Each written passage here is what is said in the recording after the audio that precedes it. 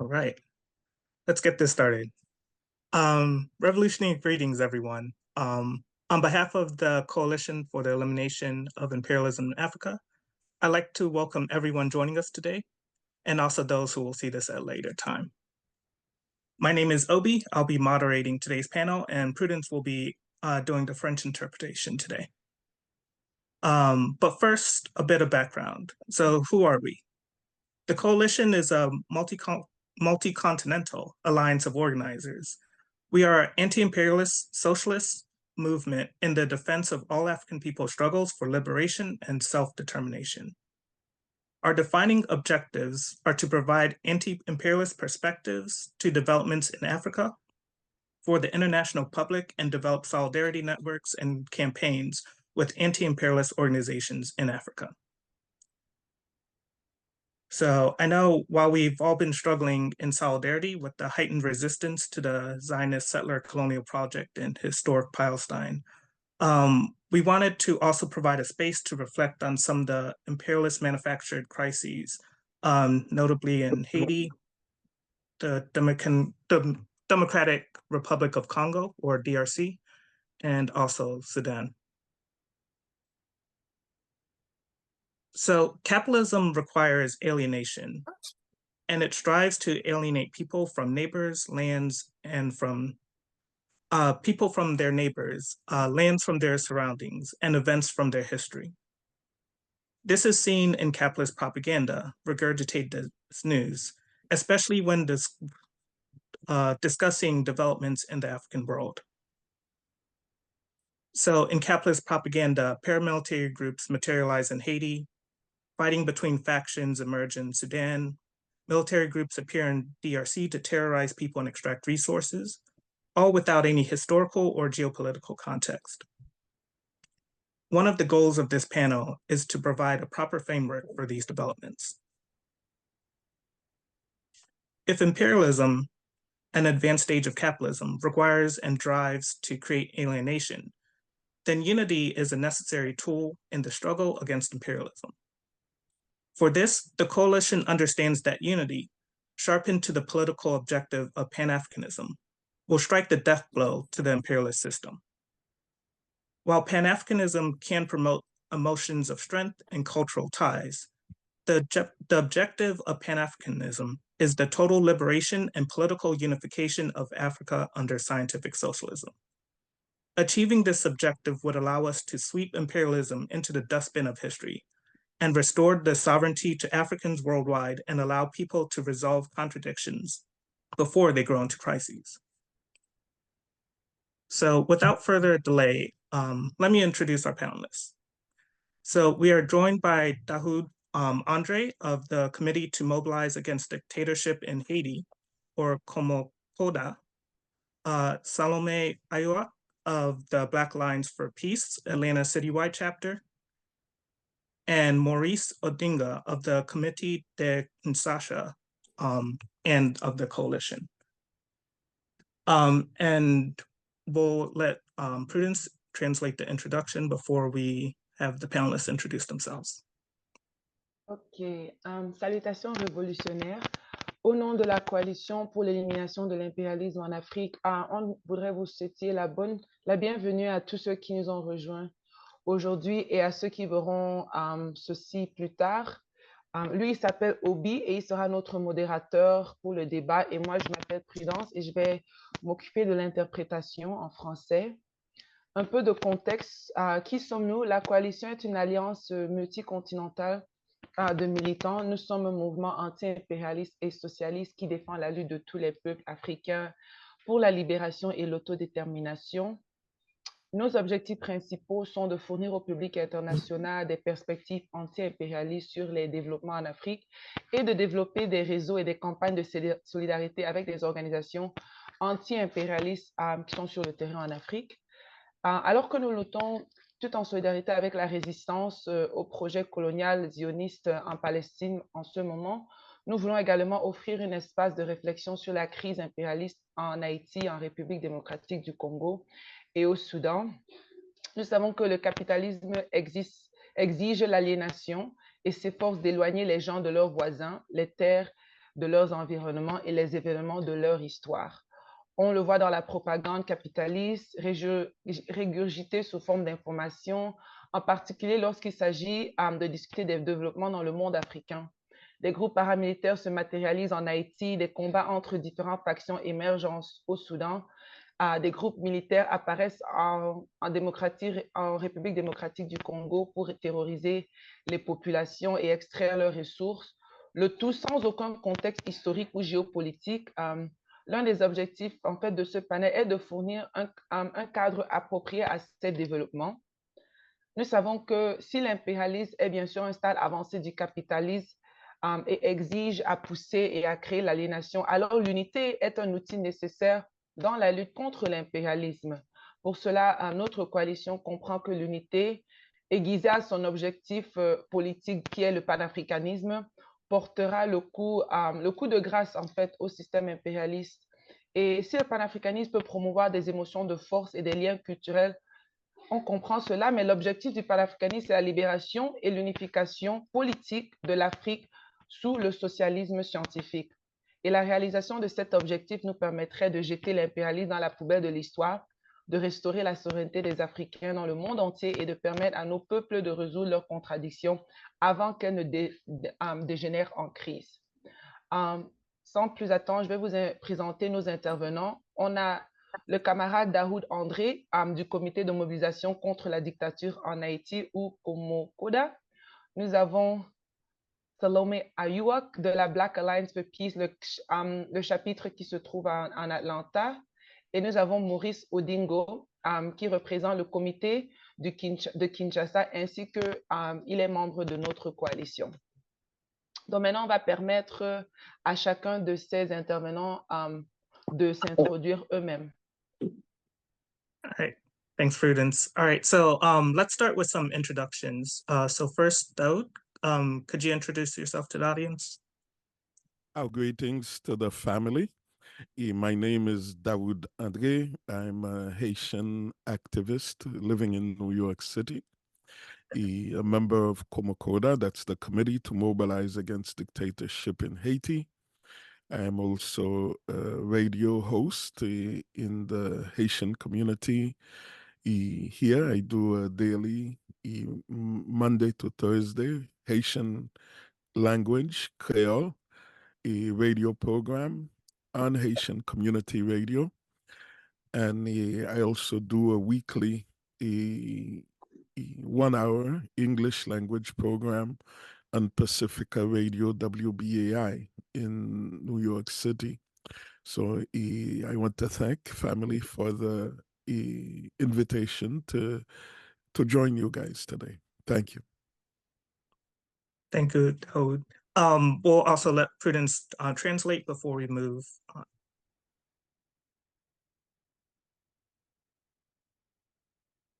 Ok, donc Dahoud Andre, il est un membre, comme on l'a dit tout à l'heure, de KOMOKODA, qui est le comité de la mobilisation contre la dictature en Haïti. Il est un Haïtien basé à New York. Il est un militant là-bas. Il est aussi, c'est quoi le mot en fait, host en français? Il fait dans la radio. Il a plusieurs, c'est quoi le mot host? Il est un hôte ou un animateur, on va dire, de plusieurs chaînes de radio qui discutent bien sûr sur la situation en Haïti et qui donnent une réflexion sur ce qui se passe en Haïti. Ça s'appelle Héritier Papa Dessalines, qui veut dire ère de Jean-Jacques Dessalines, le grand révolutionnaire d'Haïti. Et il est aussi animateur d'une autre chaîne qui s'appelle Notre Révolution Continue, qui est aussi basée à New York City où il réside. Thank you. Salome, may you go next. And if I'm mispronouncing your name, I apologize. You can let us get that. My name is Salome Ayuak. I am based in Atlanta, Georgia, and I am part of the Black Alliance for Peace Atlanta. And I am also Information Secretary for the South-Sudanese Acholi of North America, which is a group of South Sudanese folks working working towards building community. And I find it important to make connections around power, to do educational work, especially cultivating political education materials, and bringing us towards consciousness around the truths of what's taking place in the world. And so happy to be here with all of you. Ok, bon, la camarade s'appelle Salome. Elle est basée à Atlanta, Georgia, membre de Black Alliance for Peace, mais elle est également secrétaire d'information pour les Sud-Soudanais à Choli, en Amérique, qui essaient de construire la solidarité entre eux, la diaspora, et leurs frères au Soudan. Et ils mettent beaucoup d'efforts, surtout en particulier dans l'éducation politique et la levée de conscience de leurs membres et aussi de la jeunesse sud-soudanaise.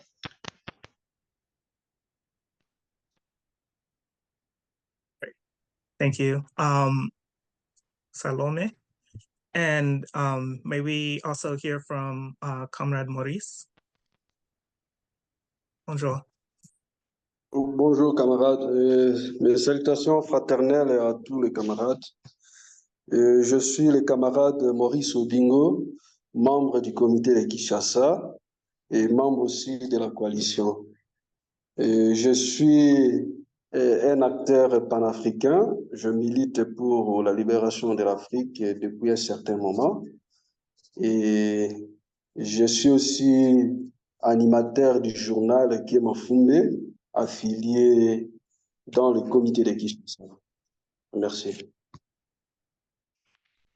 Maurice, je veux bien comprendre, ça s'appelle Kemafumbe ou Kemafumbe? Kemafumbe. Kemafumbe. Okay, so that's Maurice Odingo. He is, like we said earlier, member of Comité de Kinshasa, as well as member of our coalition. He has been a Pan-Africanist militant for several years now. He also writes in, their organization has a journal called Kemafumbe that he also edits. Thank you to all our panelists for being here. So I think we can get started. We'll just ask one question and then we'll ask the panelists to answer. So the first question is, what is the current state of the country? So who are the internal and external anti-people forces or actors, and how do they connect to the system of global imperialism? So perhaps we could start with Maurice on this. OK, je vais juste traduire la question. Quelle est la situation actuelle dans le pays? Qui sont les acteurs internes ou externes qui sont antipopulaires, qui luttent contre le peuple? Et comment est-ce que ces acteurs sont-ils liés au système impérialiste mondial? OK, encore une fois, merci pour la parole. La situation du pays elle est vraiment catastrophique. Le pays va mal sur tous les plans. Et le minage congolais vraiment souffre et la population n'arrive plus à survivre. Les acteurs internes qui luttent contre le peuple, ce sont premièrement les Congolais qui collaborent avec le capital international. Et ce sont ces Congolais qui créent l'insécurité partout, et aussi en RDC, particulièrement à l'est du pays. Je pense, vous voyez dans des médias sociaux comment nos frères de l'Est sont massacrés jour et nuit. Et ces gens ne le font pas seuls. Ils collaborent directement avec les gouvernements impérialistes, entre autres le Rwanda et le Burundi, qui sont utilisés par l'Occident pour imposer leur volonté dans cette région.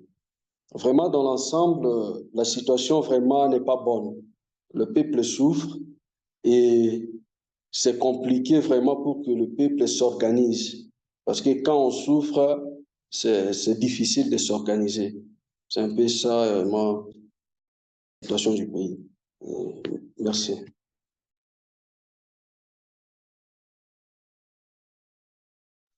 Je veux juste une clarification. Tu as dit que là, quand tu as parlé d'abord des forces internes ou internes, tu as d'abord dit les Congolais eux-mêmes qui collaborent avec le capital international, disons. Et tu as cité deux pays, c'était lesquels? Je parle du Rwanda et le Ghana. Ok, donc c'est eux qui collaborent avec le système impérialiste ou ils collaborent avec d'abord les élites congolais ou c'est les trois mêmes? Ouais, c'est-à-dire les élites congolais, pas les élites parce que bon, ce sont les élites parce que à l'époque ils étaient au gouvernement et quand ils ont perdu le poste au gouvernement, ils se sont déguisés comme des rebelles en disant que le gouvernement central ne gère pas bien et ils ont changé le camp pour attaquer le gouvernement central. Maintenant, ceux qui souffrent, c'est le pays, c'est-à-dire le Congolais collabore avec le Rwanda et l'Ouganda, qui collaborent avec le capital international, c'est-à-dire les impérialistes. C'est à travers ces Congolais qui sont en train de massacrer le peuple. Parce que le Rwanda, selon ce il dit, ce n'est pas moi qui attaque le Congolais, c'est le M23. Mais la direction de M23 est dirigée par des Congolais. C'est un peu ça. Ok. Merci pour la clarification. Sorry, I just needed clarification on something. So he said the situation in the country is catastrophic. The country is not doing well. He said the Congolese households, are suffering and struggling to survive. In regards to like the actors, he said, first when we speak of like actors that are against the people, we have to address first the internal enemies, the Congolese elites, because those people collaborate with international capital against the masses, right? He said, everybody, obviously, all of us have seen on social media the way our people are being massacred. In the east of the Congo, the people behind those massacres are not lone actors. Not only do they like collaborate with the imperialists as well as neighboring countries like Uganda and Rwanda, but Congolese elites are also a part of that. And then he said that, Congo, he mentioned like the M23, how a lot of people like obviously blame Kagame and Rwanda for being behind the M23, but there are Congolese people who are also, who like direct the M23. So it's like a collaboration between like the Congolese elite with Rwanda, with Uganda, with international capital against the Congolese masses. Thank you for that. Merci. Merci. Salome, would you like to discuss Sudan when you are ready? Yes, I'll talk about Sudan. So the current state of Sudan, similarly to Congo, to the DRC, is in a state of collapse. And so there's huge amounts of killings, displacements, etc. And right now, Sudan is described as the worst humanitarian crisis in the world. But when we're able to think about it as anti-imperialist, think about it through the lens of understanding neocolonialism, what we see is that this current situation in Sudan is deeply influenced by economic consequences of South Sudan's secession in 2011, a split that was led by the United States. And this is one of the primary tools of neocolonialism, is to split Sudan, which used to be the largest country in Africa, into smaller pieces that are unstable and dependent on places like the US. So the split resulted in a significant loss of oil revenue for Sudan, especially since the majority of oil fields were in the newly independent South. So this economic downturn was further exacerbated by the International Monetary Fund austerity measures that was imposed on Sudan. These included cuts in the public sector, development budgets, downsizing of the government, and lifting subsidies on essential goods like sour gum and petroleum. The austerity measures led to the bleak conditions that we see here today. which were already being experienced within the peripheries. And what ended up happening was that it expanded to the professional class in the city centers, such as doctors, who are now working 2 to 3 jobs to live. So this led to protests in the city and the cultivation of groups such as the Sudanese Tea Sellers Association, Sudan Professionals Association, and neighborhood groups who in 2019 were the forefront of revolts. So months of protests and people-led revolts in early 2019 led to a military coup against former anti-people president of 36 years, Omar al-Bashir. And the United States and other Western nations, they pressured civilian protests and the military to form a transitional government.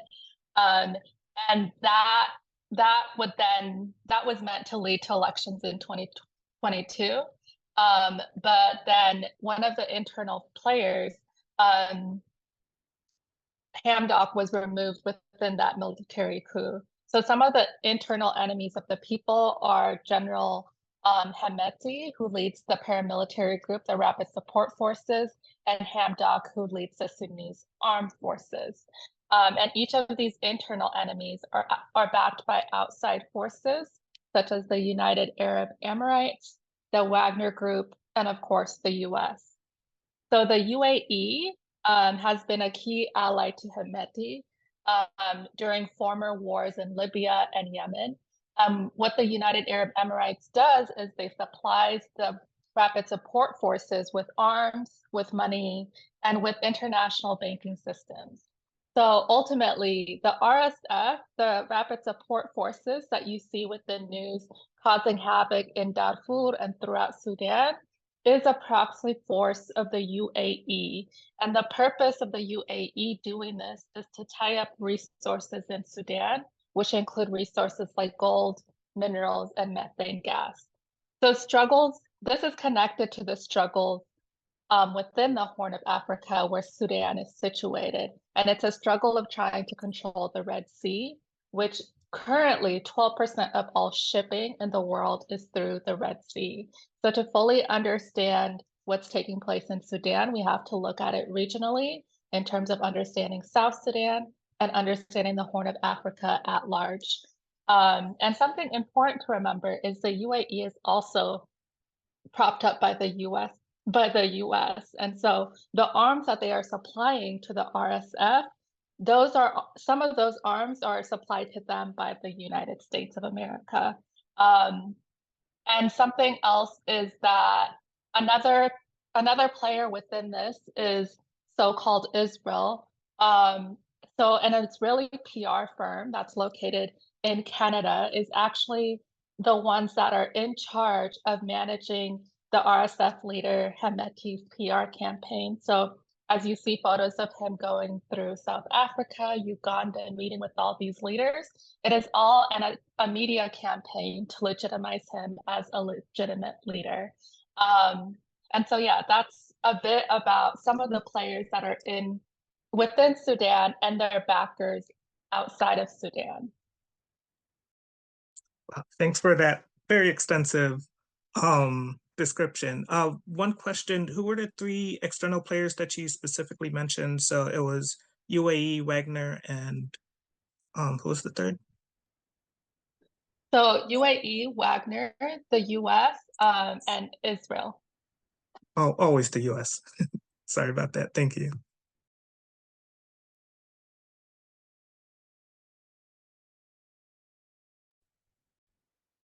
Okay, sorry, I didn't realize me. Ok, donc elle a beaucoup dit, donc vraiment je vais juste faire un petit résumé. Bon, elle a d'abord dit que la situation actuelle au Soudan est similaire à celle en la République démocratique du Congo. C'est un État qui est en train de s'effondrer. Actuellement, on décrit beaucoup le Soudan comme la pire crise humanitaire au monde. Mais si nous voulons vraiment bien examiner la situation sous l'angle du néocolonialisme et de l'impérialisme, nous allons comprendre que ce n'est pas une situation nécessairement humanitaire, mais que le capital international est une majeure raison derrière le chaos que nous voyons dans le pays là. Elle a aussi mentionné la division du pays quand on a eu le Soudan et on a eu le sud du Soudan il y a quelques années. Et ce qui s'est passé pendant la division-là, c'est qui a été bien sûr orchestré par les États-Unis, c'est que la partie du Soudan, le Soudan du Sud, possédait beaucoup de réserves de pétrole, n'est-ce pas? Donc, imagine, on divise un pays et le côté qui a le plus de ressources est maintenant le côté en bas qui est séparé. Et cela a naturellement conduit à une explosion de conflits, n'est-ce pas? Elle a aussi parlé qu'au Soudan, comme nous voyons présentement au Soudan, il y a comme deux armées. Et il n'y a aucune armée qui est pour le peuple. Elle a dit que les ennemis internes, c'est les deux armées, l'armée nationale ainsi que l'armée, elle a dit quoi? Ça s'appelle comment? La force de soutien rapide. Et elle dit que chacun de ces côtés, l'armée nationale et la force de soutien rapide, ont du soutien extérieur, n'est-ce pas? Et ce soutien, il y a les Émirats de l'Arabie, les États-Unis. Elle a parlé de Wagner et elle a aussi parlé, bien sûr, d'Israël. Et elle dit aussi que beaucoup du conflit dans le pays là est dû au fait les impérialistes qui cherchent bien sûr à contrôler la mer Rouge. Si nous regardons la position géographique du Soudan, et on sait que 12% de la marchandise mondiale traverse à travers la mer Rouge. Et elle a dit que pour vraiment comprendre ce conflit qui se passe au Soudan, nous devons l'examiner de point de vue régional et voir les acteurs, les voisins à côté. Et aussi, surtout, il faut mieux comprendre l'histoire de la corne de l'Afrique dans les pays là comme l'Éthiopie, l'Érythrée, le Somalie, tous ces pays, pour mieux comprendre la situation actuelle du Soudan. Je pense que ça, c'est un assez bon résumé. Okay, I think that's good. Can I please ask everyone, please speak slowly? That will really, really help me. S'il vous plaît, vous pouvez parler un peu plus lentement parce que ça m'aide à écrire mes notes, comme ça je peux interpréter. All right. Sorry about that, Prudence. Okay, and Daoud, could you also speak to the state of Haiti and internal and external anti-people actors? So Haiti, similar state to what we've heard before, and of course Haiti is Africa in the Caribbean, Africa's first daughter. Sometimes we say in the Caribbean, and because of the way that Haiti became independent in a war against Europe, defeating England, France, Spain, and in freeing the enslaved Africans, creating an independent country in a sea of slavery. Haiti has been bearing the brunt of a particular violence from the neighbors, who, of course, were and are still controlled by the same Europeans who had us in slavery. So the 200 this year, 2024, is 220 years of Haitian independence. And sometimes, when I'm discussing with family from Cuba, 62 years of embargo, say, well, imagine 220 years of embargo. Imagine that. And the phase that I should say throughout our history, it's been a war. It's been never been peace with our neighbors, lack of diplomatic recognition, and the colonial countries had conspired that none of them would recognize and have normal relations with Haiti until France, former colonial power, recognized Haiti, and France demanded at gunpoint 150 million francs as compensation for their lost property on on their colony, which I should say was at that time the most profitable colony in the Americas for them. They named it the Pearl of the Antilles. And of course, what made it the Pearl of the Antilles was the hell that our folks suffered. Numbers vary between 7 and 10 years that family, from the time they are brought to the colony to the time that they would be, the blood would be sucked out of them. So anyway, this from 1804 when we're independent to 1825 when Haiti agrees to start paying France this money. This money practically resources mortgaged the future of the country. If you can imagine, money resources that would have been used to finance education, agriculture, health, infrastructure. Well, this had to go to France. And besides this money, France also demanded that it would get first pick on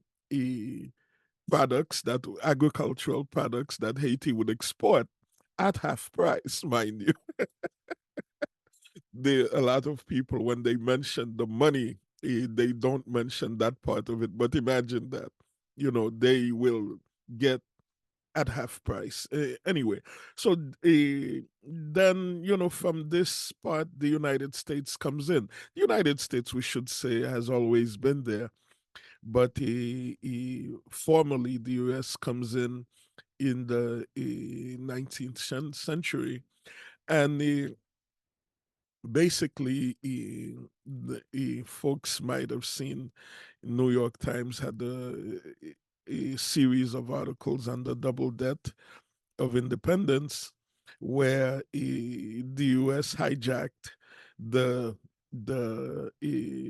gold reserves of the country and brought to Citibank and our organization, KOMOKODA. Every year, we do a protest on the anniversary of the first U.S. occupation in front of Citibank to let the world know that this theft happened, and the Citigroup conglomerate that exists today, it exists in part due to the gold that was stolen, gold reserves that were stolen and never returned.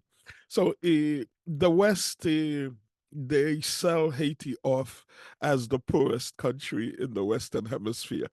And we always joke with them. We ask, well, the whole world knows that Haiti is the poorest country in the Western Hemisphere. So we ask, what's the poorest country in Europe? And people, it takes them a moment to try to figure it out. What's the poorest country in Asia? But the world knows. And this is the maligning of Haiti. And at present, we are, they call Haiti a failed state. What that means, we don't really know, because these are still our enemies defining the process. These are our enemies saying that, X percentage of our country, of the capital, is being run by gangs. And what does this mean? Who are these gangs? Of course, internal actors, they call them. Well, they are armed and financed by the United States and by, of course, the United States local allies that the United States has put in government. I would say in the past, there was a 29-year dictatorship in Haiti, the Duvaliers, and they've been gone since 1986. And since then, really, the U.S. has been calling the shots in Haiti. If there is a government that the people support, well, they will get rid of it. You see, if there's a government that they support, you know, they're fine with it so long as you're doing their bidding. The United States considers Haiti its reserve, basically. A lot of folks speak about the resources under the ground in Haiti. But for the United States has been treating Haiti as cheap labor, an alternative to China, to Taiwan, where they get, goods cheaply made. But the people of Haiti resist. It's a country of resistance, I would say. Always in struggle, and that's where we are today, in struggle. The gangs, you hear a lot about them, but it's an arm of US policy in Haiti to terrorize the population, to stop rebellion, to stop protests of all kinds, and to force the political class into situations that, of course, some of them wouldn't have gone to, but this is the reality, using the violence of the gangs who have unlimited supplies of weapons. Last thing I would say, the people are by themselves, basically doing their thing, trying to get to the next day. We should say that the gang situation, what they call the gang situation, is not in the entire country.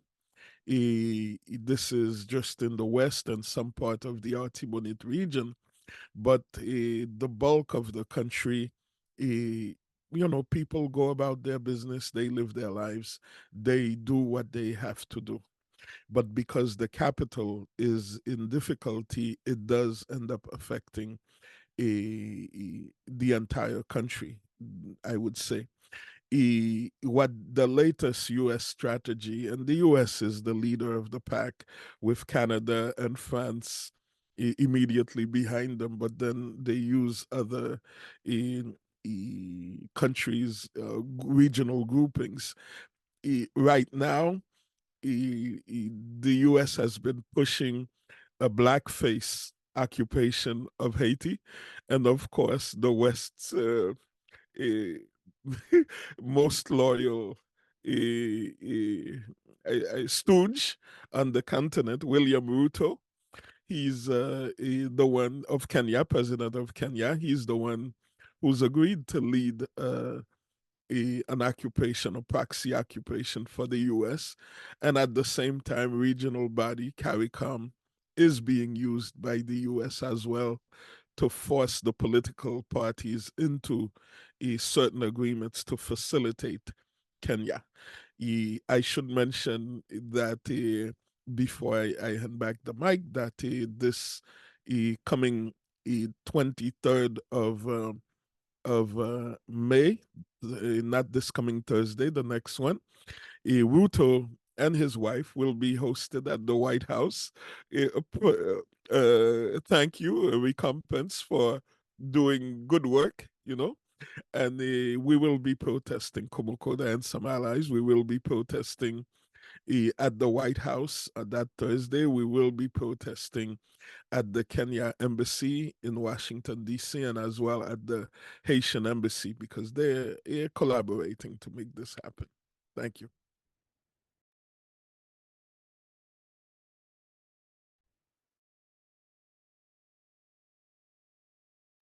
Okay. That was very thorough. So let me I just hope I was to... slow. You were very slow. That was perfect. I was able to write most of that down.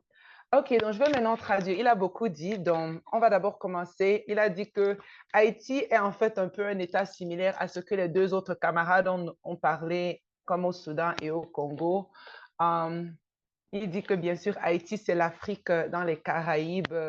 C'est comme la première fille de l'Afrique, c'est Haïti. Et il parle alors de la façon dont Haïti est devenue indépendante. C'était dans une guerre, n'est-ce pas, une guerre coloniale contre l'Europe. Ils ont combattu l'Angleterre, la France et l'Espagne et ils les ont vaincus. Et c'est comme ça que des Africains qui étaient esclavagisés là-bas dans les îles ont pu créer un État indépendant dans la mer. Et à cause du fait que l'Haïti a pu créer cet État, a pu se défendre et vaincre les colonialistes, en fait, ils payent. Ils sont toujours en train de payer pour cette victoire contre les colons. Et il dit que nous parlons beaucoup, par exemple, de Cuba, qui est un État qui est sous embargo depuis 62 ans.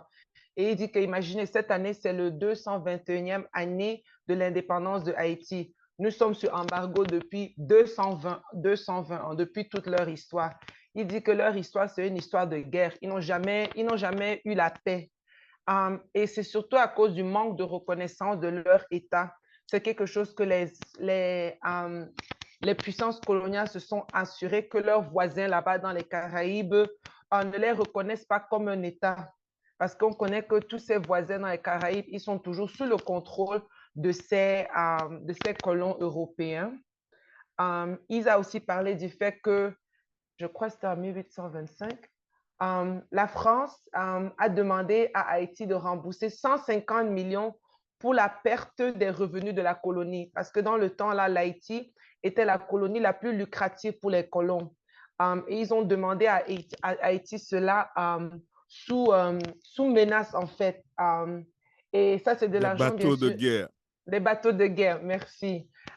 Et bien sûr, ça, c'est de l'argent qui aurait été utilisé pour construire le pays, pour développer cet nouvel État. Et il a aussi dit il a parlé que la présence des États-Unis, même comme les États-Unis ont toujours été là, ils ont été plus officiels dans leur présence dans le 19e siècle. Il parle aussi juste comme de l'image que les colons mettent là dehors de l'Haïti. On est toujours en train de dire que le pays le plus pauvre dans l'hémisphère occidental, c'est l'Haïti. Mais pourquoi personne ne connaît c'est quoi le pays le plus pauvre en Asie ou en Europe? Il qualifie toujours Haïti d'un État failli. Mais qu'est-ce que cela signifie? Ce sont nos ennemis qui tiennent ces propos sur Haïti, n'est-ce pas? Juste pour toujours avoir cette mauvaise image du pays. Il a aussi parlé des gangs. Comme nous savons tous, il y a énormément de nouvelles sur les gangs en Haïti. Mais qui sont ces gangs, n'est-ce pas? D'où est-ce qu'ils sortent? Il dit qu'ils sont financés par les États-Unis et les alliés des États-Unis locaux en Haïti. Il parle du fait qu'on sait que Haïti a vécu une dictature de 29 ans sur les Duvaliers. Mais depuis cela, après que les Duvaliers ont quitté les États-Unis, vraiment, c'est eux qui gèrent le pays depuis. Et il dit que s'il y a un gouvernement qui est soutenu par le peuple, les États-Unis vont s'assurer de l'enlever. Et que les États-Unis considèrent l'Haïti comme une réserve, comme un endroit où ils peuvent aussi aller pour avoir la main-d'œuvre très moins chère, une alternative à aller peut-être en Chine pour la main-d'œuvre. Et j'ai oublié même de mentionner quelque chose d'autre qui s'est passé quand la France est venue réclamer ces 150 millions pour la perte de la colonie. Ils ont aussi demandé que l'Haïti donne toutes leurs meilleures exportations agricoles à la France et à moitié prix aussi. Ça, c'était aussi quelque chose d'autre qu'ils ont réclamé. Quoi d'autre? Il a aussi parlé du rôle vraiment dangereux du Kenya dans l'Haïti. Nous savons que malheureusement, le président du Kenya, Ruto, il est un valet exceptionnellement loyal aux États-Unis. Et il a même proposé son pays de mener une intervention militaire en Haïti, donc vraiment les soldats africains en Haïti pour soutenir les intérêts des États-Unis. Et il a parlé du fait que le président même kenyan, il va même être reçu comme ça dans la Maison Blanche avec sa femme d'ici quelques temps. Quoi d'autre il me manque, Dahoud? Le 23 mai, et nous allons manifester. Oui, et il a parlé que son organisation va aller manifester contre cette visite du colon avec son néocolon. Je pense que c'est tout. Ça va. OK. Wow. Thank you for these have been wonderful answers so far. I feel like I'm learning a lot, so I hope our audience is as well. So one of the things Dahoud brought up was that the people in Haiti are resisting, and of course, when people are oppressed, they will resist. And so let's think about our next question, moving on to our next question. So how are people resisting and organizing themselves in the face of these conditions? Um, and it, and Salome, if you're okay, yeah. If you would want to answer that first. Yeah, so how folks in Sudan have been able to resist and take care of themselves in the midst of these crises has really been through grassroots aid networks, through through community response networks, especially considering that a lot of foreign aid is usually tied in with militarisms, et cetera. And so the people are relying on themselves and their own neighborhoods and networks to take care of themselves. Another thing that's taking place, the difference between the situation in Sudan and Palestine, one of the biggest differences is that folks are not able to the same type of like journalism that's able to happen in Palestine is not able to happen with the Sudans. And so a lot of the teaching and learning about the true histories of the Sudans is coming from the diaspora. So there's been a lot of efforts. Let me slow down. There's been a lot of efforts to create these collective learning spaces.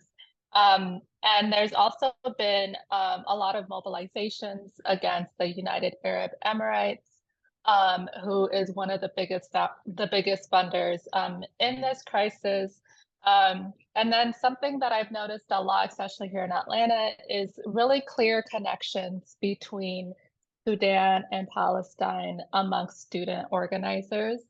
And it's a great reminder of the importance of South to South organizing strategies. And so a lot of the organizing efforts when it comes to larger raising of public consciousness has come through these diaspora spaces.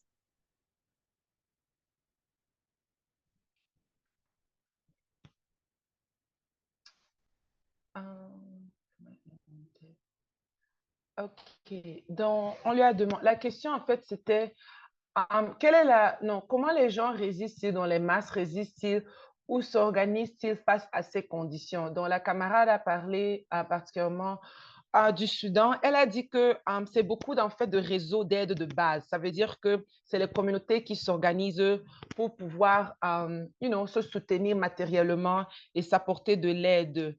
Ils disent que beaucoup de gens sont contre l'aide de l'extérieur comme ces ONG parce qu'ils sont d'habitude liés à des interventions militaires. Donc le peuple préfère s'organiser entre eux comme ça, voisins de voisins, amis à amis.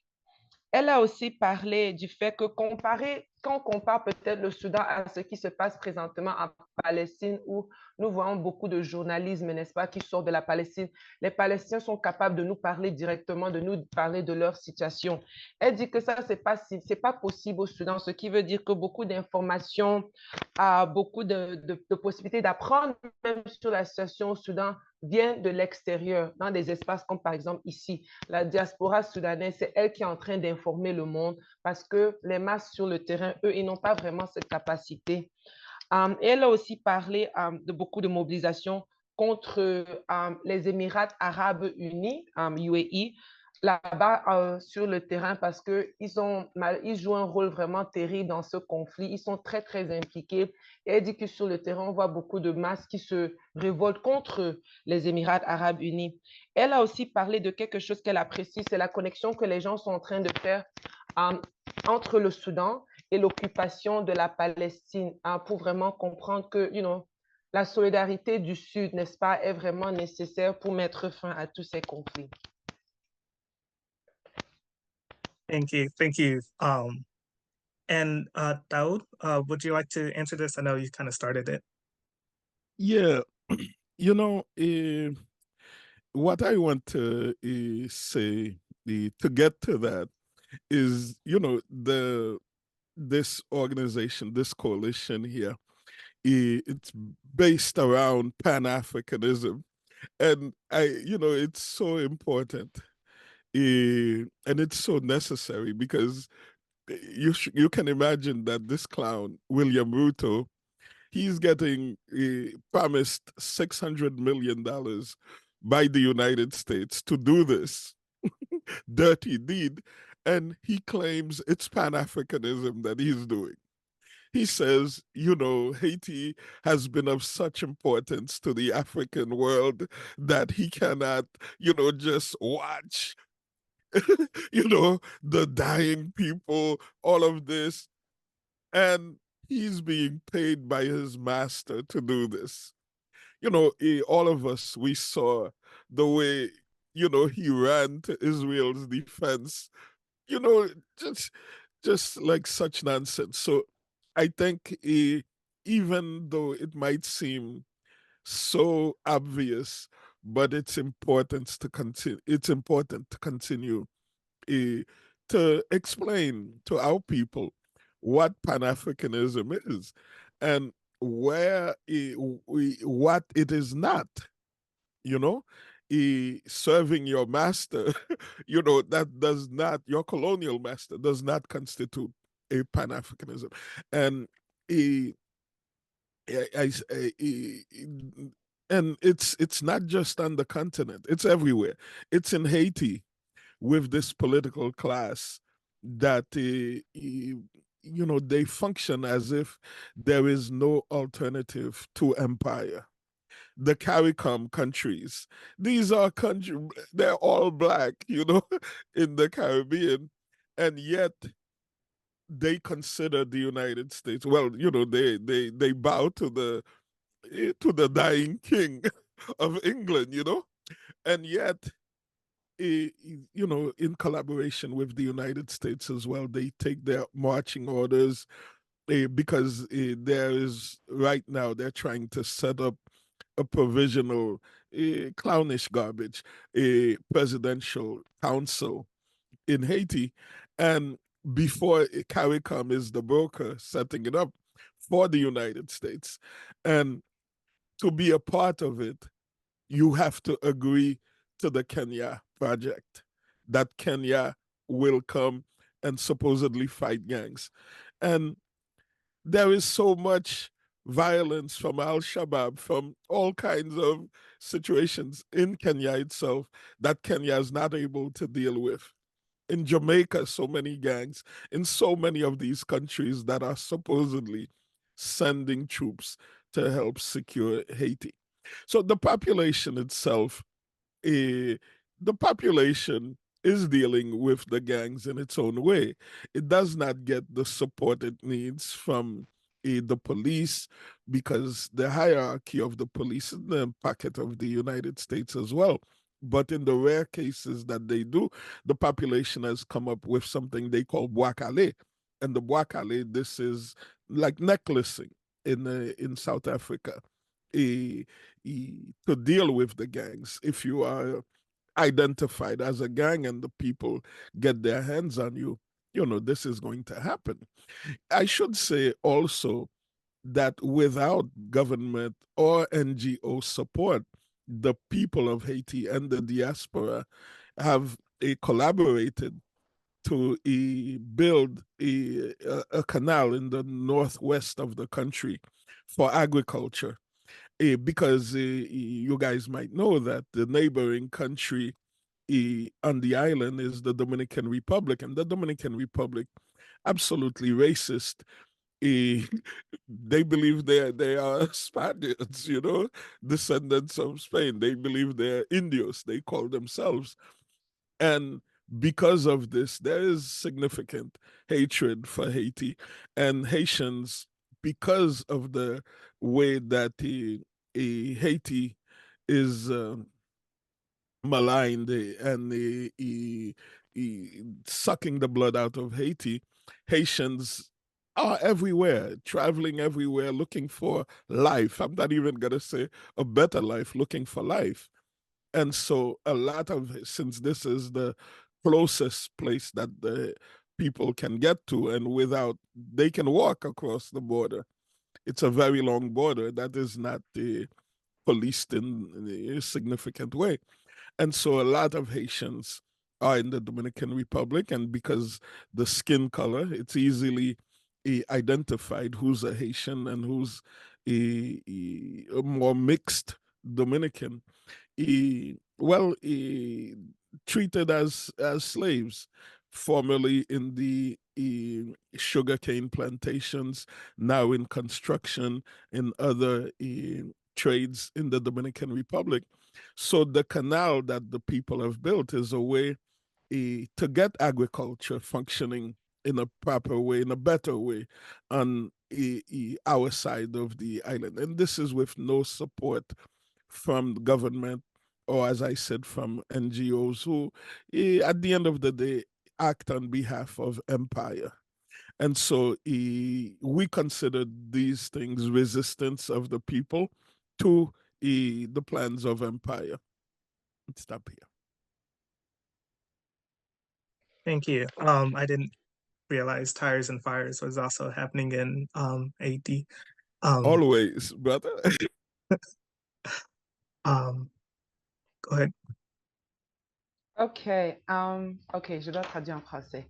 Ah, ok, le camarade a beaucoup dit, je pense qu'il parle aussi français, donc il pourra m'aider. Donc, il a d'abord commencé en disant que, la coalition est basée autour du panafricanisme, n'est-ce pas? Et c'est très important, car il a donné l'exemple, par exemple, on a encore parlé de Ruto, le président de la Kenya, un traître de l'Afrique, qui a accepté d'être payé 600 millions pour pouvoir diriger cette intervention au nom des impérialistes dans l'Haïti. Et le président du Kenya, lui, il dit qu'il fait cela, il dit que ça, ces actions, c'est une démonstration en fait du panafricanisme. Et c'est vraiment, il a dit que c'est important alors pour nous de continuer à expliquer aux masses c'est quoi le panafricanisme et aussi c'est quoi ce que ce n'est pas. Parce que tu ne peux pas servir l'impérialisme et dire que tu le fais au nom du panafricanisme. Ça n'a pas du sens. Et il a aussi nommé CARICOM. CARICOM, c'est une communauté caraïbienne qui regroupe des États de la Caraïbe, aussi des valets locaux qui servent les États-Unis. Et pour ceux qui connaissent peut-être la CEDEAO, c'est une bonne comparaison parce que la CEDEAO, c'est les États ouest africains. Le CARICOM, c'est une organisation qui regroupe les États de la Caraïbe. Ça fonctionne de façon similaire et aussi remplit des valets locaux comme la CEDEAO. Quoi d'autre? Il a aussi parlé des canaux que la masse ont construits sans aide des ONG, sans aide du gouvernement pour pouvoir accéder à l'agriculture. Il a parlé du fait que vous savez que l'Haïti, c'est comme partage une terre avec, c'est quoi le pays là? La République dominicaine. République dominicaine. Dominicaine. Oui, la République dominicaine, oui, et l'Haïti partagent une terre. Malheureusement, ce pays, il se croit comme des Espagnols, un truc comme ça. Ils pensent qu'ils sont des colons. Donc, c'est un État très raciste. Oui, ils s'appellent des petits blancs. Donc, ils sont très, très hostiles à l'Haïti, malgré le fait qu'ils partagent carrément la même terre. Donc, grâce à ces canaux que les masses ont pu créer pour pouvoir faire de leur propre agriculture face à ces voisins hostiles de la République dominicaine, il a dit que ça, c'est un exemple de résistance parce que voilà, les masses qui sont face à des ennemis autour d'eux, l'Haïti est malheureusement entouré d'ennemis. Ils s'organisent toujours indépendamment de leur gouvernement et de ses ONG pour pouvoir survivre. Le bois calé. Le bois calé. Oui, je n'ai pas bien compris le bois calé. Il a parlé de la situation de violence. Là, on accepte d'abord que l'affaire des gangs partout, ce n'est pas vrai. Mais dans les côtés où il y a de la violence, où il y a des gangs, il dit que les masses ont un système qui s'appelle de bois calé qui vient du Sud-Afrique. Donc, qu'est-ce qui se passe? On t'attrape et tu es un membre de gang. Bois calé, c'est quoi? On te tape, tape, tape. Non. Okay. C'est comme le necklacing en Afrique du Sud. Et qui était a way of defending the struggle where because the gangs, it seems, they are all-powerful, almighty. And I see someone in the chat. Ah, c'est quand on t'attache avec la roue, n'est-ce pas? Exactement. Yes, on Et fait puis ça aussi au Cameroun gasoline avec et les du bandits. feu. Yes. OK, donc c'est une façon de gérer les gangs. Un truc qu'on appelle necklacing, c'est sûr que vous allez connaître ça en Afrique. On fait ça au Cameroun. C'est quand on t'attache avec comme une roue et on te met en feu. Donc en fait, oui, c'est une façon quand même intense de gérer avec les délinquants. Mais c'est la Ce façon que n'est le pas peuple... intense. Ah Mais non, mais c'est nécessaire. nécessaire. Une façon nécessaire, oui. Someone in the chat is coming mentioning that not all the gangs are, some gangs might be revolutionary. And this is a farce that is being spread by these two white men in Haiti, saying that these gangs, one of these groups in particular, that's called the G9 barbecue, everyone he has seen him, that he's a revolutionary. This is someone who's burning people alive in the poor neighborhoods. This is someone, all of his victims are poor people. So I would like to just shut this down. Don't let it get any further. This is a criminal who has massacred in the poor neighborhoods, only in the poor neighborhoods. So please let us not even take this any further for the family that is writing about this in the chat group. Thank you. Je vais juste interpréter ce qu'il a dit. Il a dit, quelqu'un dans le chat a dit que ce n'est pas tous les membres des gangs qui sont des criminels. Et qu'il y a il y a des gang members révolutionnaires, des bons gangs. Révolutionnaires. Oui, des révolutionnaires. Et lui, il dit qu'on ne doit pas se laisser tromper par cette ridicule. Il n'y a pas de révolutionnaires qui sont des gang members, parce qu'il parle que ces gens sont des criminels parce qu'ils s'attaquent au peuple, aux masses qui sont pauvres. Donc, comment est-ce que tu peux être révolutionnaire et toutes tes victimes, c'est les enfants, c'est les jeunes, c'est les masses. Donc, on soutient le necklacing ici. OK, c'est tout alors. Thank you. Commander Maurice, may you answer the question as well? We haven't heard from you in a while. Peut-être que je vais répéter la question. La question, c'est comment est-ce que les gens résistent, les masses résistent ou s'organisent-ils face aux conditions que tu as nommées avec la première question? Oui, merci.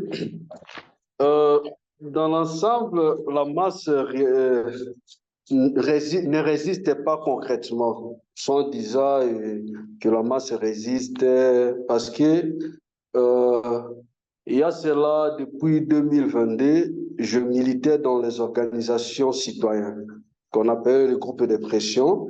Et ces groupes de pression collaborent souvent avec le camarade de la diaspora en faisant croire qu'ils mènent la vraie lutte. Et il s'est fait que nous avions observé cela et nous avons constaté que ce n'est pas vraiment la vraie lutte. Et nous nous sommes vraiment décidés pour mettre en place cette organisation qui est le Comité de Kinshasa. Qu'est-ce que je voulais dire par là? La masse en général se retrouve un peu coincée. Se retrouve coincée pour mener la lutte. Premièrement, ils sont abrutis, ils ne sont pas informés vraiment de la réalité sur terrain. Et aussi, ils sont vraiment appauvris. Ils n'ont pas de moyens pour mener cette lutte. Tout le monde doit chercher comment vivre. Il doit sortir le matin pour aller commander, soit de travailler auprès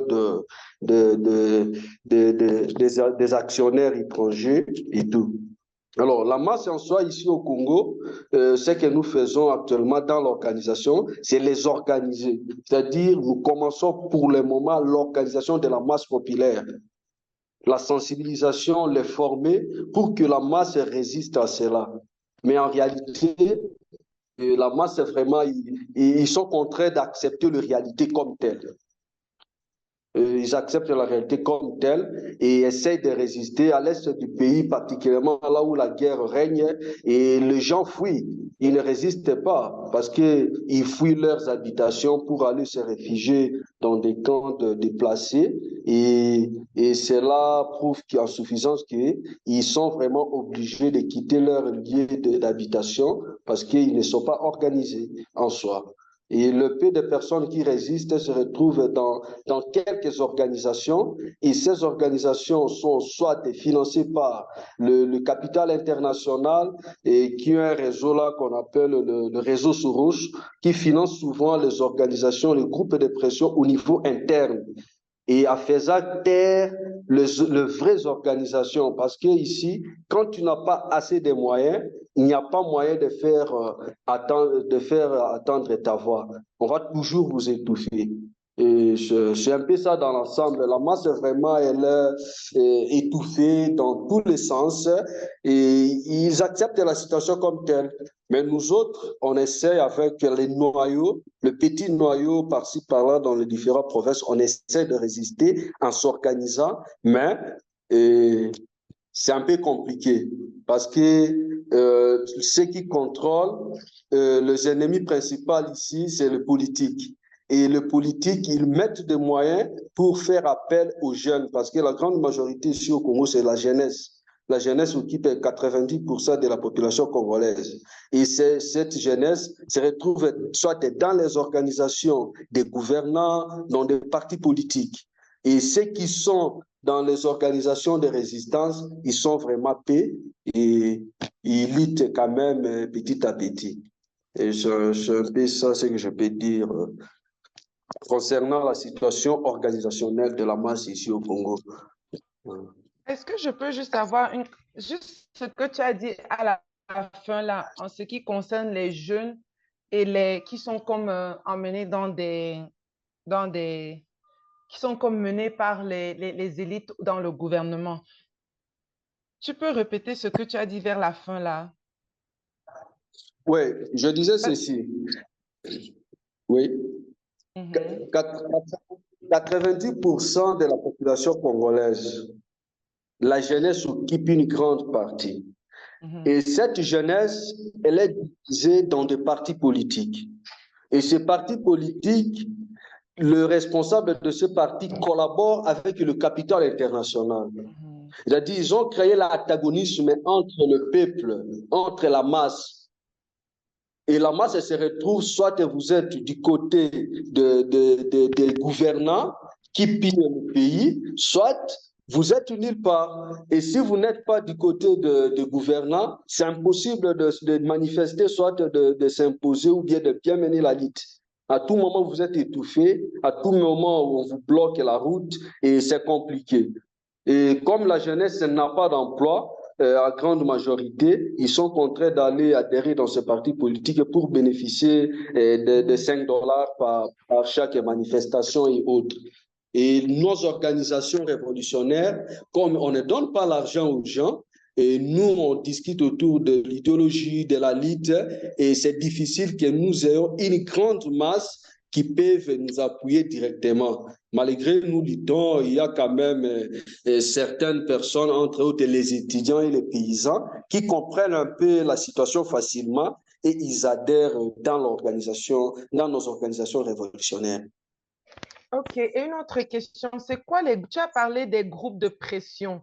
Ça veut dire que quoi?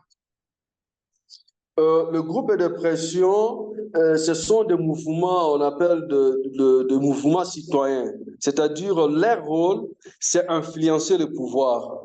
Ils n'ont pas un objectif clair. S'il y a une situation, ils commencent à crier et non, il faut, par exemple, comme jusqu'à présent, il n'y a pas eu la sortie du gouvernement. Ils vont commencer à crier, vous devez sortir le gouvernement. On a organisé les élections depuis, il y a cela, 5 mois ou 6 mois, et ils font juste pression au gouvernement. Et des fois, ces organisations, on leur finance. Lorsqu'on leur donne un paquet, ils s'éteignent. On leur donne un paquet, ils s'éteignent. Ils n'ont pas vraiment un objectif clair. Et ces organisations se présentent comme des organisations révolutionnaires à l'international. Pourtant, soit elles sont financées par le réseau Soros et qui finance ces gens, parce que la stratégie des impérialistes, ils créent des organisations dans le pays. Et lorsque le gouvernement en place ne répond plus à leurs besoins, ils manipulent cette jeunesse, ces organisations, pour s'attaquer au gouvernement. C'est ça la stratégie, c'est ça le groupe de pression. Il y a la société civile et les organisations des jeunes. Okay, all right. Merci pour ces clarifications. Okay, so let me try to recap everything he said. So he said that the general masses are kind of stuck, right? Like they're impoverished and every day is like a struggle just to find a job. So most of them, you know, they have to beg to these like, you know, foreign corporations, even just to be able to have employment to, you know, take care of their basic needs. And he also says like the reality is that most of them are not really fully aware of the situation, like why is like the state of the country how it is. So political consciousness is just incredibly low. And then he also talks about like the fact that like in regions like in the east of Congo where people are constantly running away from violence, right? There's not really room to resist or organize because they're constantly being displaced, right? So he's like, if I'm to be honest, like, you know, resistance is very low in Congo, right? However, he says that like from those who are organizing, if I understood this correctly, they kind of fall under two sections, maybe possibly three. One of them, he calls it groupe de pression, which I guess translates into like pressure groups, which are basically reformist groups, right? And those tend to be the groups that are the most connected with the diaspora because in the diaspora, they portray themselves as being revolutionaries, but on the ground, their role is not for, you know, complete radical change in Congo or to bring about a socialist revolution.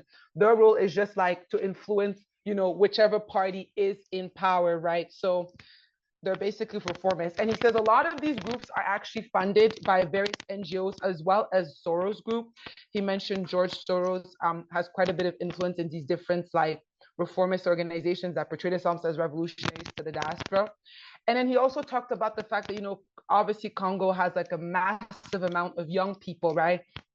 And one of the strategies for these young people, like, you know, that the enemies uses against these young people because unemployment is so high, is to pull them into various political parties, right? He says that a lot of young people in Congo, especially those who get to go to university, are immediately pulled into various political parties, right? And of course, again, lack of unemployment, they get paid for doing different types of presentations to support these different parties. So that pulls them away from like real revolutionary organization. He said, like, for example, in our organization, his organization, like they can't pay people, right? Like it's like you do it because you know you got to struggle to liberate Africa. But if here there's this like, you know, politician who's like offering you, you know, just like even $5-10 to like do something for him, a lot of youth will just flock to these different parties. And then he talked about like, you know, there are very few revolutionary, like there's very few like true resistant organizations in the Congo. But most of them are just dealing, especially with like the raising of the consciousness of the people, you know, to make them understand like, you know, you should not take these like few, you know, these few dollars that are going to give you like, yes, immediate relief. You need to like push for, you know, greater struggle, you know, so that we can liberate the country. And then, yeah, I think that's basically, and he just said like, you know, it's really hard for revolutionary organizations, that like real revolutionary organization, because, you know, the diaspora tends to be connected to these reformist groups or groupe de pression, right? So they have a lot of visibility, right? So they get a lot of sponsoring from the diaspora, whereas like he said, like the people who are truly resistant, like the real revolutionaries are like, what's étouffé in English? They are smothered. I don't know, like, you know, when you stop me from speaking, I can't. Yeah, so he just says like, it's just really hard at like the base level for people who are truly anti-imperialist and who really want to organize the masses against capitalism, because there are so many George Soros or not NGO funded organizations that are just not doing what needs to be done. That's basically it. Let's see, Comrade Maurice. I think that's a very important intervention about just the visibility of revolutionary groups, or the lack of visibility of revolutionary groups in places like the Congo or DRC. I think we should move on to the last prepared question, and then we'll try and get in some questions from the audience, depending on time. And so our final prepared question, as Pan-Africanists, we recognize that only a united and socialist Africa can put an end to all the conflicts across the world. So how could a strong Pan-African movement change the dynamics of this struggle, and how can Africans across the world be in solidarity with the struggle? And I will ask Maurice to start, but Prudence, if you could translate the question. And thanks. OK, la question, c'est qu'en tant que panafricanistes, nous reconnaissons que seule une Afrique unie et socialiste peut mettre fin à tous les conflits à travers le monde. Comment est-ce qu'un mouvement panafricain qui est fort pourrait changer la dynamique de lutte dans votre pays, le Congo? Et comment est-ce que les Africains du monde entier pourraient-ils être solidaires à cette lutte? Ouais, merci. Je voulais rappeler la conférence panafricaine d'Accra. Le Ghana a accédé à l'indépendance et un pays panafricain avec Kwame Nkrumah à la tête. Et il a compris que le panafricanisme, c'est l'internationalisme. Tant que le peuple du Congo, du Mali et autres ne sont pas libérés, on ne peut jamais parler du panafricanisme. Et directement, Kwame a organisé cette conférence où Lumumba était présent. Et de son retour, il a organisé une grande conférence qui a permis à Lumumba de définir vraiment sa ligne politique en 1958. Et il a commencé avec la lutte. Aujourd'hui, au niveau du Congo, vraiment, le panafricanisme, vraiment, c'est une idéologie très importante pour mener une lutte révolutionnaire. Mais le grand problème, le peuple, à grande majorité, ne sont pas informés de la question panafricaine. Parce que depuis l'époque coloniale, le Congo est un territoire tellement convoité par toutes les grandes puissances et ils ont fait tout pour abrutir le peuple congolais à grande partie, à le réduire dans l'ignorance. Et aujourd'hui, c'est que au niveau international, c'est qu'on peut faire, ce qu'ils peuvent faire à partir de la diaspora pour que la population congolaise comprenne le rôle que le Congo joue aujourd'hui dans le monde, c'est de apporter beaucoup plus le soutien, ce qui est idéologique au peuple congolais, à l'effort, pas au peuple congolais directement, aux organisations révolutionnaires panafricaines qui militent sur terrain, afin que ces organisations militent et envoient des informations vraies sur la lutte au niveau local. Et la diaspora, de son côté, ils doivent vraiment valoriser, soit partager les informations de la lutte que nous menons ici sur terrain. Parce que avec l'organisation seule ne peut pas partager ces informations jusqu'au coin du monde. C'est à travers la diaspora qui peut apporter ces nouvelles au reste du monde. Parce que la guerre aujourd'hui aussi, il y a la guerre médiatique où l'Occident partage toujours des informations fausses sur le Congo et il donne des informations selon leur compréhension et le reste du monde, ils voient seulement ce que on présente à la télé. La situation vraiment que nous devons vraiment faire, c'est la collaboration avec les organisations révolutionnaires au niveau local. C'est très important parce que nous, ici au niveau local, nous connaissons la vraie réalité. Nous vivons avec les atrocités que les impérialistes créent au niveau du pays et c'est très important que nous ayons vraiment une collaboration directe pour fournir des informations vraies et continuer avec la lutte jusqu'à la libération nationale et continentale.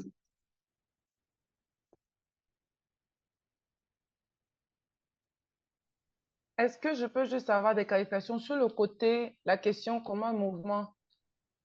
OK, quand la question comment les Africains du monde entier pourraient-ils être solidaires, est-ce que tu as dit c'est la nécessité du support idéologique? Ouais, le support idéologique et matériel, c'est très important. C'est très important parce que nous sommes en antagonisme avec des organisations financées par les impérialistes qui luttent aussi sur terrain. Parce que les impérialistes, ils, ils gouvernent, ils gardent le monopole de la gestion du pays et ils gardent aussi le monopole de la rue. C'est-à-dire, il y a aussi des organisations impérialistes qui militent comme des organisations révolutionnaires et panafricaines.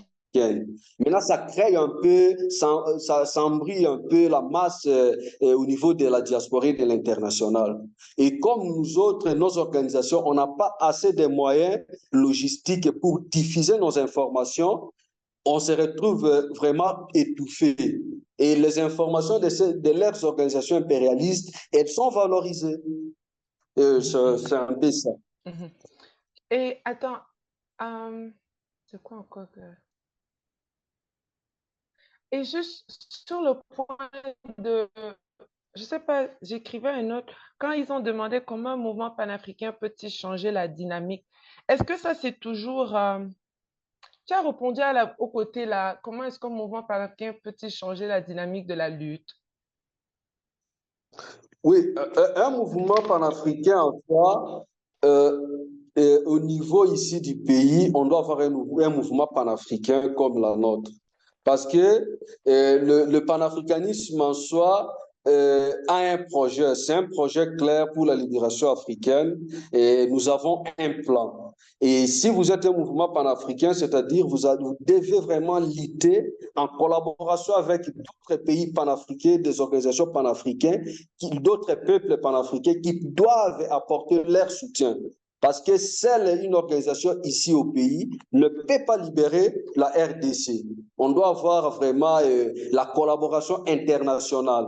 Parce que c'est au nom de l'internationalisme qu'on peut mettre fin à l'exploitation capitaliste et aux impérialistes. Et seul ici, on ne peut pas. C'est-à-dire, le mouvement existe et on collabore avec le plan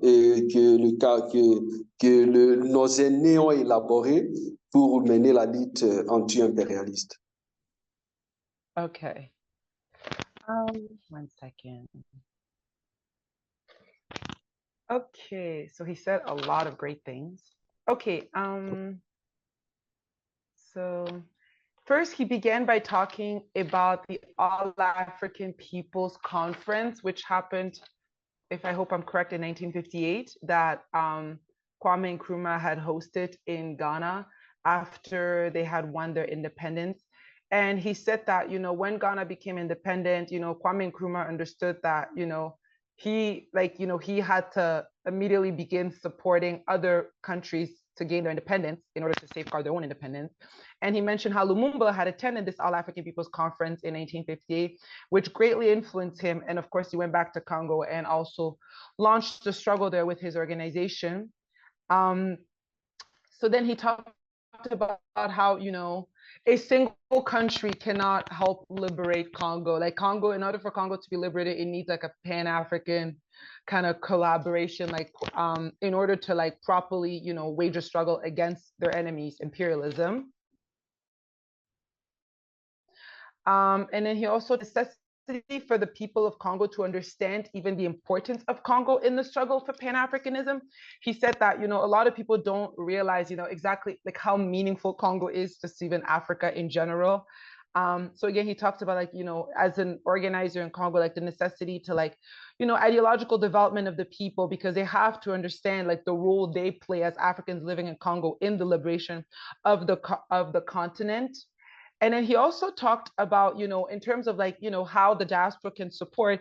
He said that, you know, like their organization, so the revolutionary organization are like kind of isolated, right? They're in an antagonistic relationship with the other organizations that present themselves as revolutionaries to us here in the diaspora, but it's a different reality on the ground. But because these organizations are funded by the Soros and other NGOs, they get a lot of visibility and they tend to, you know, they control the streets, he basically said, locally and internationally, because most of what we learn about the Congo is through them, right? Because they have most visibility. And he talks about like, you know, it's really important for us, you know, folks in the diaspora to really make an effort to connect with the revolutionaries on the ground, and also to help, you know, kind of put the voices out there, because, you know, we gotta deplatform the reactionaries. And then he talks about like the necessity for also ideological support, because we recognize that, you know, the political consciousness of the masses in Congo is not very high, right? So they need a lot of support, you know, ideologically, you know, in order for them to be able to, you know, do mass political education. And he also talks about obviously material support. You know, they need, you know, you need logistics to have visibility so that folks can know that they exist, because we all know the ones that exist, unfortunately, are not the right ones for us to be knowing. And then, yeah, he just talked a lot about that, actually, that the diaspora needs to like just do a really like a better job at connecting with revolutionaries and like putting their voices out there, because, you know, they are very much isolated on the ground. And then I feel like that's kind of the gist of it, basically. Yeah. Thank you, Prince. Merci, Maurice. Yeah, just to reiterate, it's been historically understood that Congo is crucially important. The liberation of Congo to the liberation of the continent. Salome, would you be able to answer this as well? Yeah, so when it comes to Pan-Africanism and the unification of Africans towards the liberation of Africa, the most essential way to get towards to realize Pan-Africanism, as outlined by Kwame Nkrumah in the introduction of neocolonialism, the last stage of imperialism, is that in order to get Pan-Africanism fully realized, we have to defeat neocolonialism. And neocolonialism is everything we've mentioned, right? Where Africans, with the control of African people, resources, land, is not in the hands of people that are within the interest of Africans, even when it is folks that look like us. And so in order to, one of the ways that I see that necessary, especially thinking about the place of Sudan, is that to also with the recognition that like Sudan is an African country of African peoples. Sometimes there's this thing of like placing Sudan within Pan-Arabism, et cetera, but like Sudan is an African country with African peoples, African land, African resources. And so part of that work, part of the work of realizing Pan-Africanism within that region is like towards regional collaboration, kind of like what's happening within the Sahel. These countries coming together, putting their resources together, which required a clear consciousness that like we're doing this for us, by us, not for the interest of the West. Like, and so that required knowing the truth. It requires knowing who the enemy is, because if we know that the US, that the UAE, that Israel is not within the interest of African peoples, then we can move in ways that are within our own interest. And also understanding the truth also helps us understand who the actual enemies are, and allows us to not fall into some of the deals that we've fallen into in the case of Sudan with the transitional government period.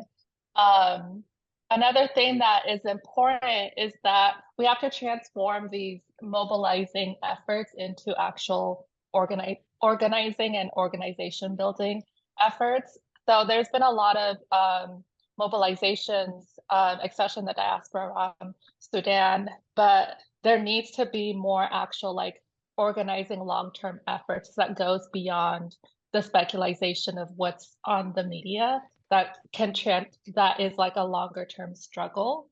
And I think another piece of what needs to take place is the prioritization of people's power, the people power that toppled Bashir, the people power that led to entire countrywide shutdowns, right? That type of effort was done by the masses of Sudanese people.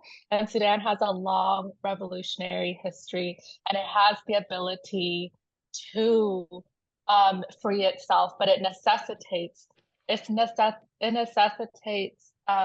being in relationship with other countries, especially in the Horn, because the attacks, as explained in the beginning, on Sudan is connected to the Red Sea, which is connected to the struggles in Ethiopia, struggles in Eritrea, in Uganda, in South Sudan, etc. And so in order for Sudan or any of these African nations to be free, in order for us to actually realize Pan-Africanism, we have to fight neocolonialism. And that requires knowing the truth and knowing our history and going beyond what is conveniently in front of us and digging deeper than what Instagram tells us to look at.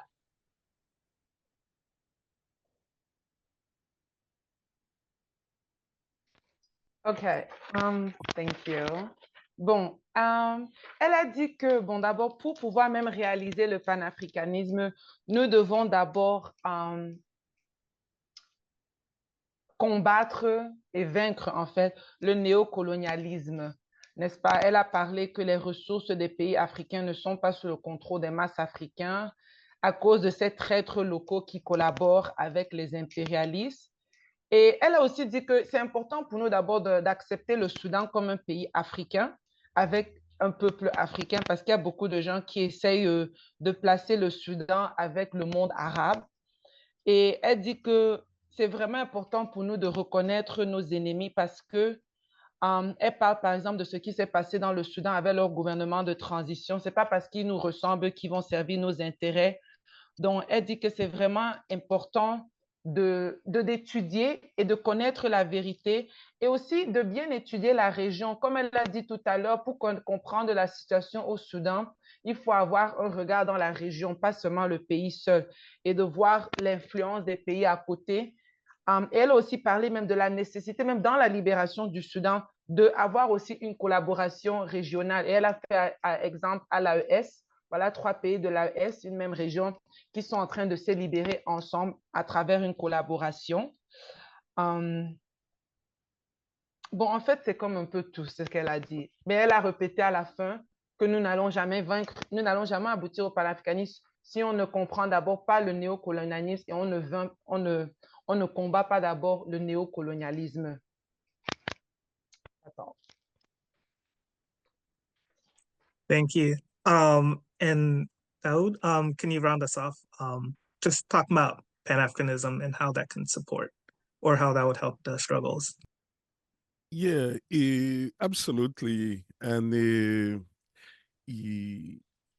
we have to, as Sister Salome said, deal with neocolonialism and with power and resources.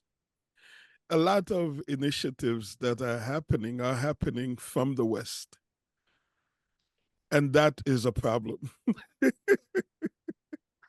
Because the West, even folks who look like us in the West, who are us in the West, ultimately, we're going in a direction many times, oftentimes, that is not in the interest of Africa, that is not in the interest of our peoples. And unfortunately, sometimes it happens unconsciously, and sometimes it just happens. Like, go back to this example of the lackey Ruto that Biden has invited here for a simple reason. He is like, in Haiti, we have this expression that when those folks serving their master, they do exactly what the master asks. But some of them, like Ruto, yo buy agdegi. What that means is that they go overboard. You understand? They give more than the master asked for. You understand? And we have another clown in the U.S. Congress, Black man in the Foreign Affairs Committee, Gregory Meeks from Queens, nearby where I am here. He says, it's not enough to bring Ruto to the White House for coffee. He wants Ruto to address a joint session of Congress. That means like you have to, you know, and you have the Black Caucus, and these people and some people that have quote unquote progressive credentials in the struggle of Black people over here, they think this is a good thing. They're like, this is the second Black head of state that would be addressing Congress, and that this is a good thing. This is a Pan-African thing for our people. You understand? You have the mayor of Atlanta here, another clown, Andre Dickens. Can you imagine? He says, no, you know, Ruto cannot go straight to Washington. He invites Ruto to come to Atlanta for 2 days of honoring him. You understand? So, but for these people, they're doing Pan-Africanism here. When African Americans, you know, Black people from Europe with resources, they go to Africa to exploit Africans. They think they're doing Pan-Africanism. You understand? And I think this is for me, this is a big part of the fight that we have to deal with today. It's not what Nkrumah was talking about. It's not even what Marcus Garvey was talking about. This is just like, how can I, you know, help the West and at the same time get something for myself? And so for me, I think this is the fight that we have to address as folks who many of us are not on the continent in this platform right now. And to understand that to help Africa, to help Black people, we have to go against our own interest as Black people outside of the continent, outside of these countries that we come from. In I'll stop here. Thank you.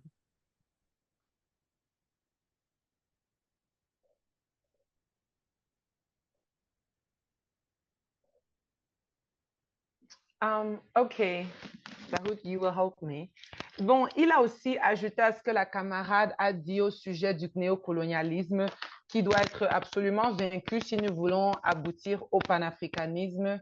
Il a dit que, vous savez qu'il y a partout, il y a les Africains qui luttent contre l'Afrique et son peuple. Et bien sûr, on a tellement un très bon exemple avec, une fois de plus, le président de Kenya, Ruto. Et il a donné l'exemple que lui, il est même le genre qui dépasse même les demandes du colon. On lui dit de faire quelque chose, il va même faire encore à 100 000 degrés au-dessus de ce qu'on lui a demandé. Et il a cité quelques exemples, surtout des Africains aux États-Unis. Il a donné un exemple d'un membre du Congrès en Amérique, Gregory Mix.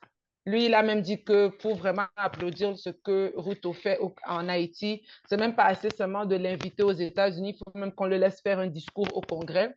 Il a aussi donné un autre exemple d'un maire en Atlanta. Malheureusement, aux États-Unis, on est entouré d'Africains qui luttent contre les intérêts des Africains aux États-Unis et contre les intérêts de l'Afrique elle-même. Et il a dit que... Et tous, ils prétendent qu'ils peuvent nous aider. Oui, exactement. Et ce que j'ai beaucoup aimé qu'il a dit, c'est que surtout nous, les Africains qui vivons dans la diaspora, si nous voulons vraiment aider l'Afrique, nous devons accepter le fait que nous allons devoir nous combattre contre nos propres intérêts ici dans la diaspora si on veut vraiment soutenir l'Afrique. Et ça, c'est une très, très vraie réalité.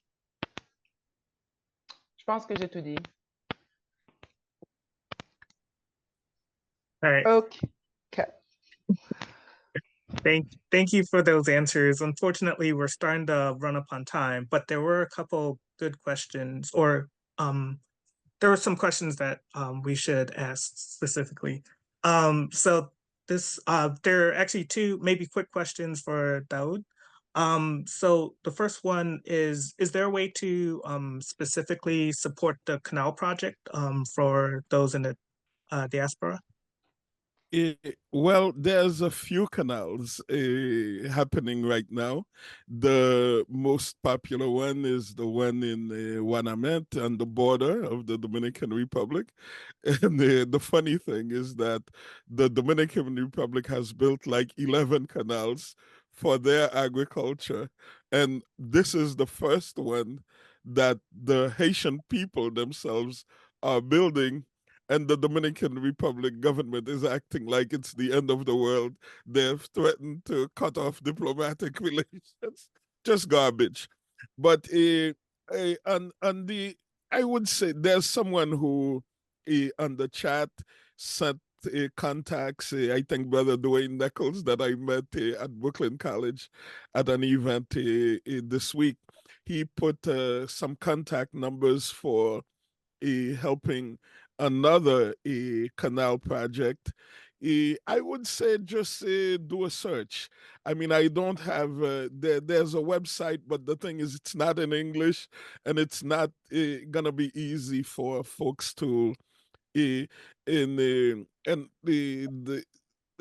one that Brother Nichols connected to is in the south of the country, in Quebec, but there's a few that are happening.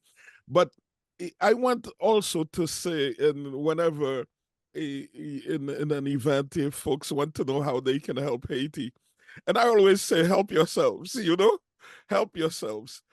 And especially like African-American community, people who they want to send money, they want to send this.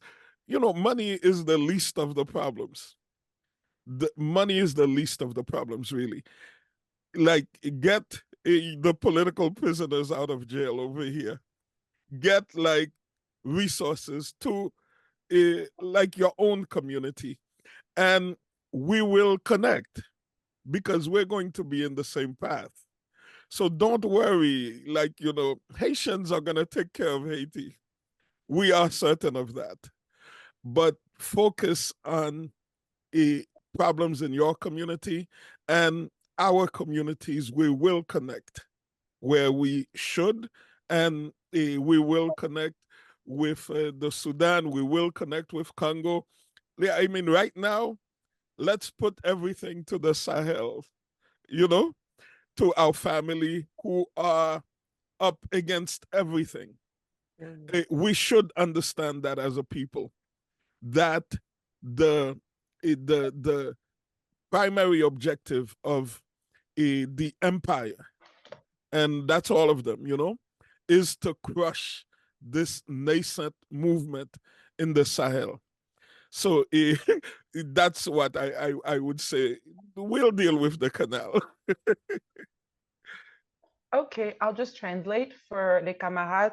On a posé la question aux camarades Dahoud que comment est-ce que les gens de la diaspora peuvent soutenir le projet de canal qu'il a parlé tout à l'heure, où les Haïtiens sont en train de faire ils ont créé des pistes pour faire de l'agriculture. Et sa réponse était très intéressante parce qu'il a dit en fait, il est en train de dire que les Africains, là où vous êtes, si vous-même vous menez votre propre lutte là où vous êtes, et on va se relier de cette façon puisqu'on sera tous des camarades en lutte. Il a dit que gérez d'abord les problèmes dans votre propre communauté. Et il a alors maintenant parlé, j'aime beaucoup qu'il a parlé de l'AES, il a dit que soutenez ce qui est en train de se passer dans l'AES. Parce que ce qui se passe dans l'AES, tous nos ennemis maintenant sont rassemblés pour s'assurer que ça meurt, n'est-ce pas, que ça n'aboutit à rien. Donc, c'est tellement une bonne réponse parce que si nous voulons soutenir l'Haïti, vraiment, on doit soutenir toutes les autres luttes en Afrique. On doit défendre toutes les luttes qui se passent dans le monde africain et prioriser surtout la défense de l'AES maintenant qui est en train de mener notre libération. Donc, j'ai beaucoup aimé ça, camarade. Okay, that's all. Yeah. So there was also a quick question. Do you know when Ruto will be in Atlanta? Ruto will be in Atlanta the 20th and the 21st. 2 days in Atlanta. I don't know, they haven't said yet where he'll be on the 22nd, but on the 23rd, he'll be at the White House. So we plan to travel with a bus. We have family from Montreal coming, from Miami, from different places. We will meet 10 a.m. in front of the White House. We will, at 1 p.m., we'll be in front of the Kenya, the Kenya embassy in Washington, D.C. And at 2 p.m., we'll be in front of the Kenya embassy, by the way, is 2249 R Street, Northwest. And a block away from that is the Haiti embassy, 2311 Massachusetts Avenue. And so anyone who's in the DC area, I would love it to see Black Alliance for Peace check in on Ruto. Thank you. OK, il parlait juste de la visite du président vassal du Kenya qui va venir aux États-Unis ce J'aime ça, mois-ci. du président vassal. Il va bientôt rendre visite aux États-Unis et ils sont en train de planifier une protestation contre sa visite à Atlanta. Thank you. And just to make sure we get this in, could the panelists also mention how the best way to connect and support with their organizations? Oh, we should probably start. You can start with Maurice. OK, on est en train de finir. Il demande on veut juste s'assurer que les gens comprennent clairement quelle organisation vous représentez et comment est-ce que les gens qui sont en ligne peuvent supporter votre organisation et le travail que vous faites dans votre pays.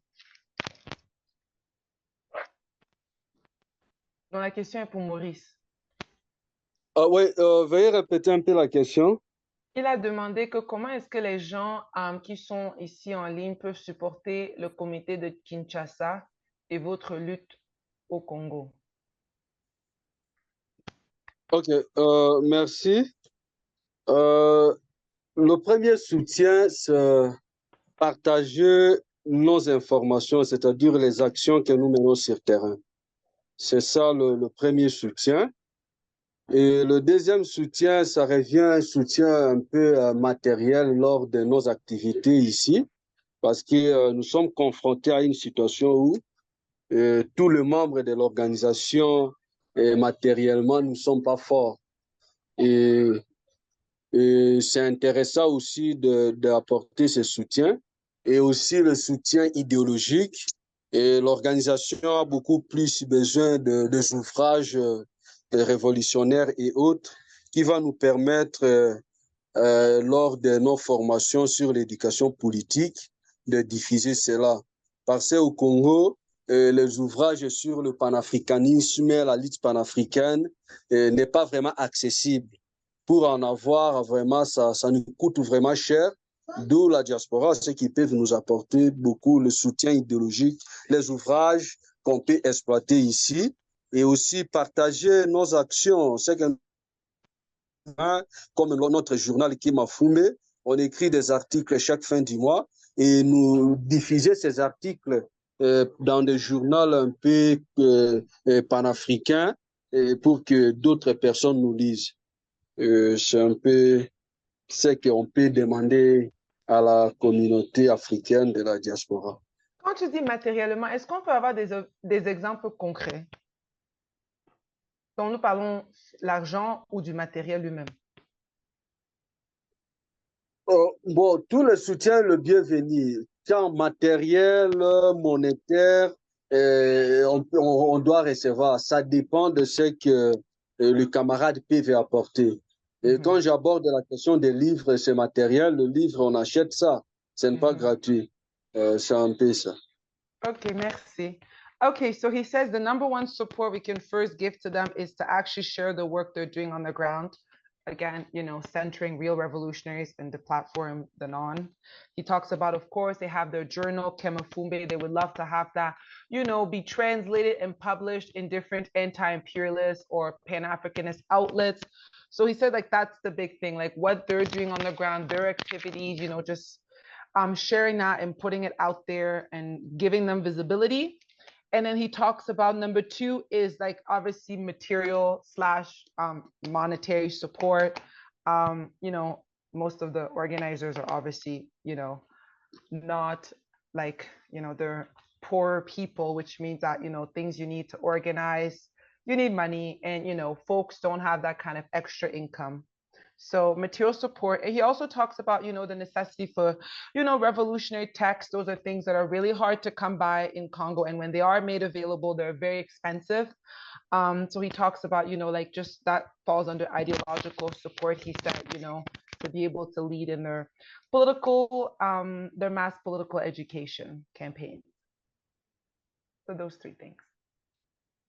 Merci. Salome, did you want to add? Yeah, so I'm part of the Black Alliance for Peace and Black Alliance for Peace Atlanta. We do a lot of great political education in connecting domestic imperialism with international imperialism. And so I'm going to add the BAP Atlanta Instagram to the chat, and then the Black Alliance for Peace website this month is actually the Africa team of the Black Alliance for Peace is putting on African Liberation Month in collaboration with several organizations. And so you can go on the website to check out resources and also learn more about African Liberation Month and ways that to see events that are coming up, and also ways that you can be able to put on your own events this month. Ok, la camarade, comme on sait tous, elle est de l'organisation Black Alliance for Peace. Elle a mis le lien de leur organisation dans le chat, la façon que vous pouvez les soutenir, connecter avec eux. Donc, c'est assez simple. Leur site web a beaucoup d'informations.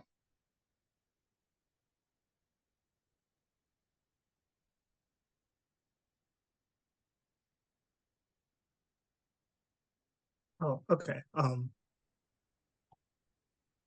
Okay, you're back. You seem to pause for a little bit. All right, so some of the information is in the chat, and we're going to try to drop all information that's been shared or ways to connect that's been shared. Comrade or Dahoud, would you like to? I know you put your email in the Gmail chat. But... Yes, I put the Gmail email there. And folks can just reach out, and we can have them on our list. And when we have events, we can send to them, and they can share with family and friends. If you're in the, well, even if you're not in the New York area, you can connect to my English language radio program. It's called Haiti, Our Revolution Continues.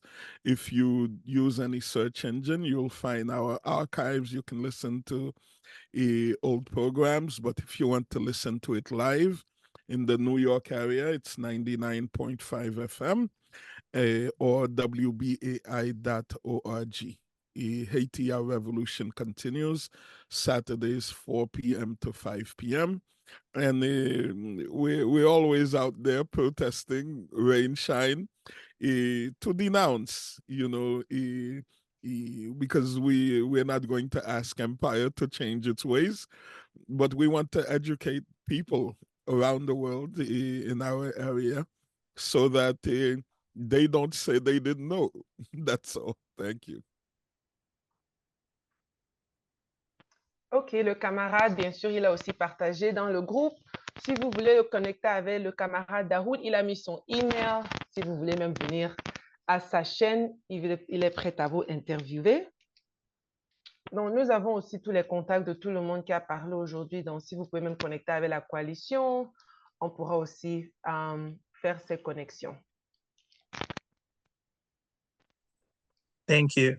And so we should also include that we would also like you all to continue connecting with us. Prudence, would you like to discuss more then? Okay, you could have continued. So we're going to be wrapping up because we have hit the 2-hour mark. We're so sorry. I know there were some additional questions in the chat that we were not able to get to. But you know, we'll have more of these. And again, if you guys have more questions, you can hit us up and we can connect with the panelists and get back to you as well. So we want to thank you all for being here with us this morning or afternoon for some of y'all. Again, we would like to also invite folks to join our coalition. You know, we have an open membership in our coalition. If one of the comrades, thank you, has just dropped our link tree in it, we have our ideological position on there. So if if those values are in line with yours, please feel free to reach out to us. Our contact information is also on it. To join this coalition so we can continue, to grow this solidarity network in the defense of Africa. So we thank you all for being here. Also, I would like to say, oh, how did I forget this? Our coalition is actually sending a delegation to the Alliance of Sahel States. So we will be traveling next June. OB's going, I'm going, as well as a comrade from Burkina Faso is also going to be going. We will be traveling through Burkina Faso, Mali, and Niger in June. So we're excited for that trip and for our report back, to you all. We'll definitely have some type of event when we come back. Of course, the purpose of this delegation is for us to, meet with anti-imperialist Pan-Africanists on the ground and figure out, how can we better support them out here in the diaspora, right? We also are doing a fundraiser for it. One of the comrades will hopefully drop it in there. So if you can please help us also, fundraise. Half of the funds are actually going to the people of the Sahel. So yeah, that's what we have going on as a coalition. We thank you all for being here today. We hope to create a lot more of these spaces for us to continue to learn and, ground with each other. So thank you to our wonderful panelists. I hope you all learned so much. I did. This was so phenomenal. So I'm so grateful to all three of you for being here today. We are so, so happy. So thank you all. Thank you. Now I'm going to translate all of this in French. Thank you. And please give our love to Capitaine Traoré. Tell him we consider him Dessalines' son, okay? We do. We will tell him if we meet him. OK, donc nous sommes à la fin de notre webinaire. J'étais en train de dire aux gens, on a mis dans le chat un lien. Pour ceux qui sont intéressés à rejoindre notre coalition, nous avons notre position idéologique dans le lien que notre camarade va poster. Si ça vous intéresse, si ces valeurs correspondent à les vôtres, s'il vous plaît, soyez libres de nous contacter et de rejoindre la coalition. J'ai aussi parlé du fait que le mois prochain, notre coalition envoie 3 membres vers l'AES. Nous allons voyager au Burkina Faso, au Mali, ainsi qu'au Niger. Et bien sûr, le but de cette délégation, c'est de créer des relations avec des organisations anti-impérialistes dans l'AES pour voir comment nous, ici dans la diaspora, nous pouvons mieux supporter leur lutte. Donc, bien sûr, quand nous allons revenir, nous allons avoir une autre rencontre, on va avoir un rapport et nous sommes en train de lever les fonds présentement pour cette délégation. Toute l'information est dans le chat et vous allez voir que la moitié en fait des fonds que nous levons, c'est pour le peuple du Sahel. Donc, on vous encourage, si vous pouvez, s'il vous plaît, contribuer à cette levée de fonds et on remercie tous nos panélistes d'être venus, d'avoir participé. C'était vraiment excellent. On a tellement appris. Donc, on vous remercie pour ces contributions et on remercie à tous ceux qui sont aussi venus nous joindre et on espère vous voir la prochaine fois pour d'autres sessions d'éducation collective comme ça. Donc, merci à tous et bon dimanche. Thank you, everyone, so much. Forward ever.